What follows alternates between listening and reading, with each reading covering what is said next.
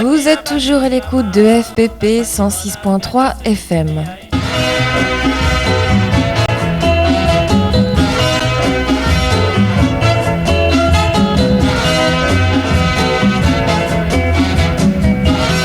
Au son de la rumba.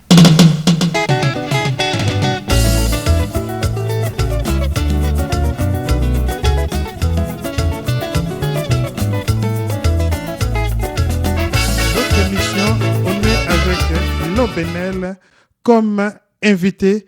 Lobenel. Dans l'album, je vois, c'est écrit Mwanankoyi. Ça m'intrigue, Mwanankoyi, parce que là, tu n'es pas une fille de léopard quand même. Oui, bah, parce que moi, c'est bon, t'as beau être métisse, mais le Nkoyi, il a des couleurs, les taches noires avec une pelure. Je ne sais pas pourquoi Mwanankoyi, Lobenel, et pourquoi avoir choisi aussi les pseudonymes de Lobenel. Alors déjà commençons par Mwanankoyi. Alors ça c'est un surnom en fait qui m'a été donné par un grand musicien toujours de la rumba congolaise qui est devenu un ami de la famille. Et ce monsieur c'est Monsieur Fogus.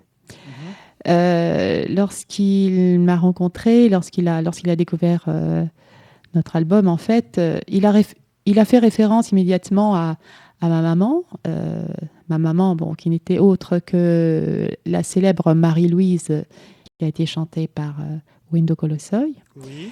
Et donc, à partir de ce moment-là, bon, il a dit, mais étant donné que ta maman vient de là-bas, c'est-à-dire, en effet, elle est née là-bas au Congo, donc tu es un petit peu le symbole de cet enfant léopard qui a été retiré de ses racines, qui a été exporté, si je puis dire, en Occident, et qui revient maintenant, en quelque sorte, aux sources, tout simplement par le biais de la musique. Voilà. Et à partir de ce moment-là, il m'a appelé Mwanankoyi. Et Lobenel, c'est quand même pas courant d'avoir un nom de scène Lobenel. Oui, Lobenel, bon, c'est un choix. Enfin, je veux dire, c'est un nom que j'ai créé moi-même parce que moi, j'aime bien dissocier, en fait, ma vie d'artiste et puis ma vie privée, tout simplement. Donc, j'ai fait le choix d'avoir un pseudonyme et de ne pas utiliser mon nom d'état civil, en fait. Oui, alors je reviens. Là, je suis quand même surpris, sans être surpris, parce que j'ai écouté pas mal de versions de Marie-Louise. Oui. Hein?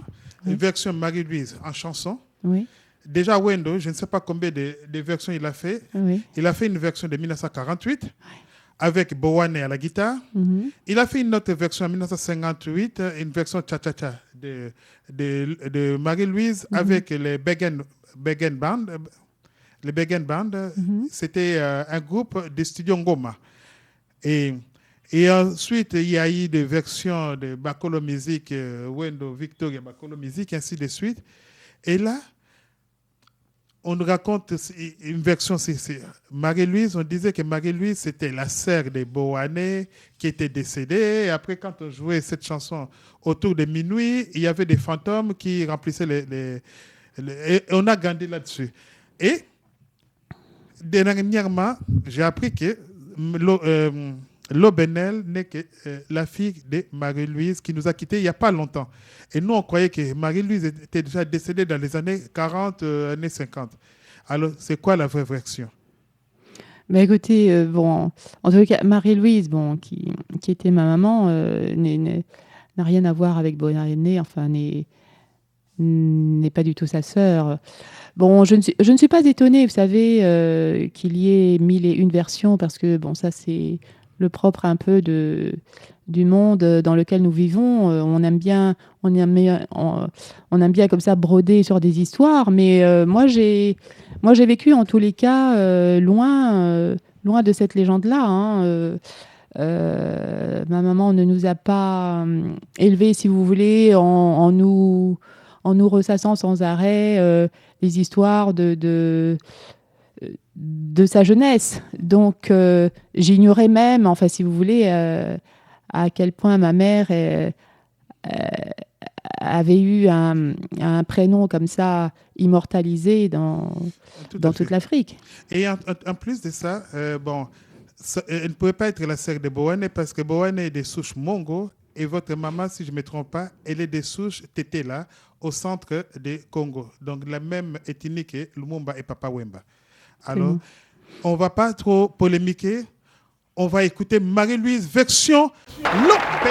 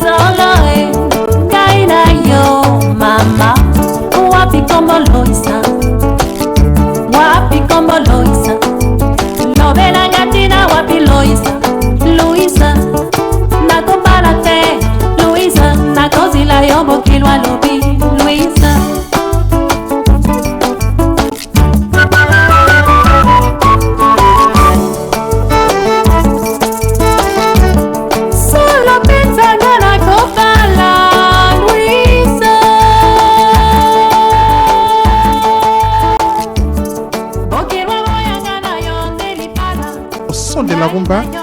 Et nous avons comme invité Lobenel. Alors, toujours la question Lobenel, qui es-tu? Parce que je ne comprends pas. Excuse-moi de te dire comme ça, on se connaît, mais excuse-moi de te connaître. Parce que je croyais te connaître, mais je m'aperçois que je ne te connais pas assez. Parce que tu chantes en français, tu chantes en lingala, tu fais des interprétations sans dénaturer des chansons, mais tu leur donnes ton âme à toi. Et tu es à l'aise dans ces langues-là. Comment tu fais? Est-ce que tu as fait des études de langue ou tu as beaucoup voyagé ou je ne sais pas?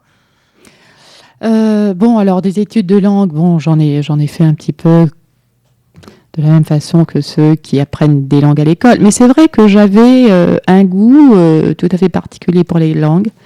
J'ai toujours aimé apprendre des langues étrangères parce que depuis toute petite, je me suis dit c'est la meilleure manière de pouvoir voyager à travers le monde et surtout c'est la meilleure façon de se faire des amis à travers le monde. Alors il y a des langues bien sûr que j'ai appris à l'école comme l'allemand, première langue, l'anglais, etc. Et puis il y a aussi d'autres langues que j'ai apprises toute seule en autodidacte ou en voyageant. Oui, alors parlant des langues, c'est pas un secret. Dans la musique congolaise moderne, il y a des chanteurs congolais qui voulaient faire comme des Cubains, comme des Hispaniques. Ils faisaient des espagnolades qu'ils appelaient indoubil. Mais là, tu es une des rares à chanter le vrai espagnol dans une chanson. On va écouter une chanson de Omara Portuando, Balco de Santiago. Et là, c'est une chanson. Quand je vis les clips, si je ne te connaissais pas, j'allais dire que tu viens de la province de Santiago de Cuba, de la province orientale, où est né le San Mantuno. C'est un compliment, merci. Non, c'est vrai, parce que moi je croyais que Moinakoyi, c'est parce que les léopards se camouflent bien dans la nature pour bien attraper sa proie. Mais là, tu as bien eu nos cœurs de mélomanes. Merci. Et là, on ne va pas parler. Je vais laisser des auditeurs écouter Balcon de Santiago. Okay. Santiago de Cuba, peut-être. Hein? Balcon de Santiago. Balcon de Santiago.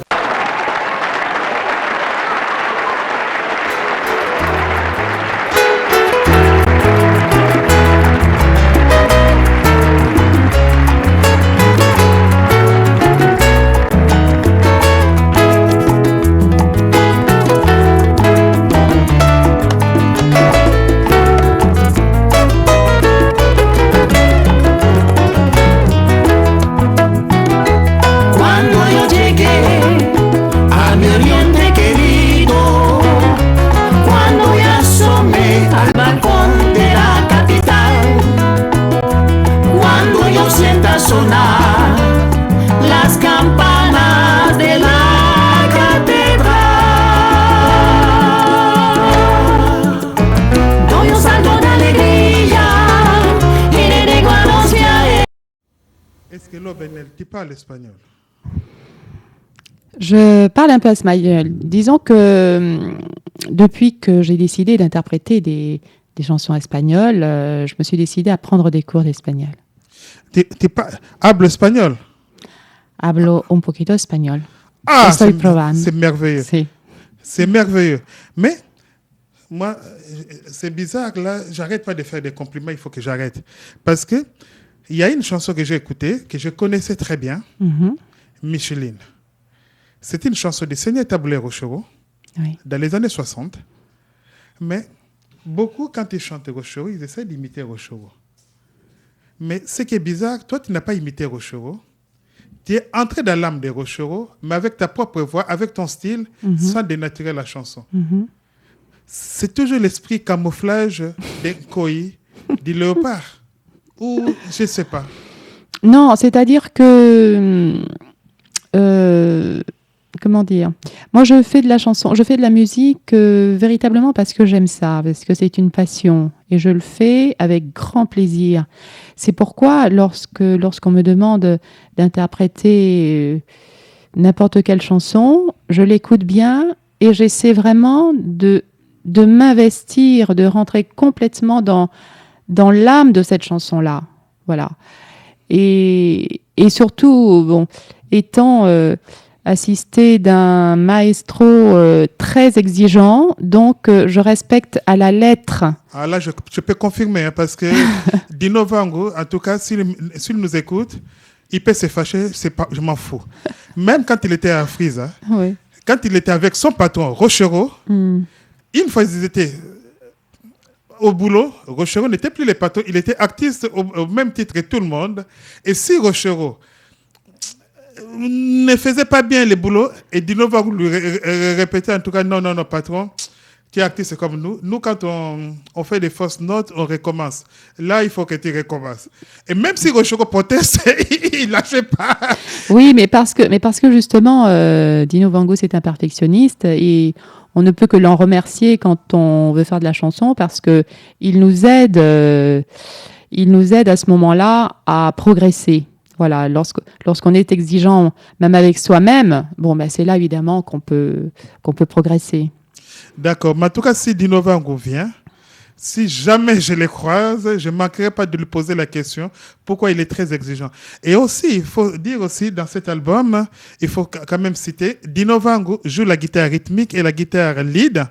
Oui. Et ensuite, vous avez quand même vraiment une sagesse de faire chanter Kaber. Parce que Kaber, on connaît que c'est un trompettiste, un grand trompettiste, vraiment dans la trempe de Armstrong et de Miles Davis, mais à la sauce rumba. Mais c'est très bon chanteur. Et aussi, il y a Abiba Sadrak. Hein? Absolument. Bon, oui. Et ensuite, dans l'album, on collaborait Flavia Maccabi, Boss Matuta, Espi Mbambi. Espi Mbambi, c'est Abo, Komba Bello, Jimmy Mbonda, Dongui. Et sans oublier Vieux Débat, parce que si je l'oublie, il va m'engueuler.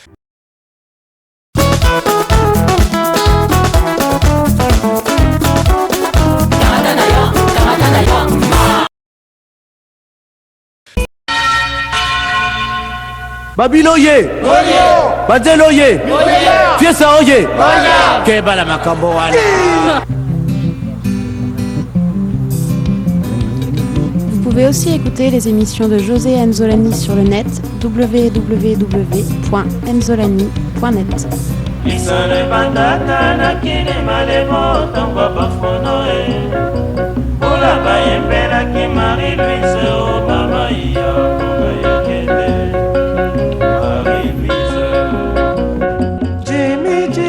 Abeta wayenga Esho mobali azikisa bantumbwe Eboma na boruma Tunga degazeo Oh mama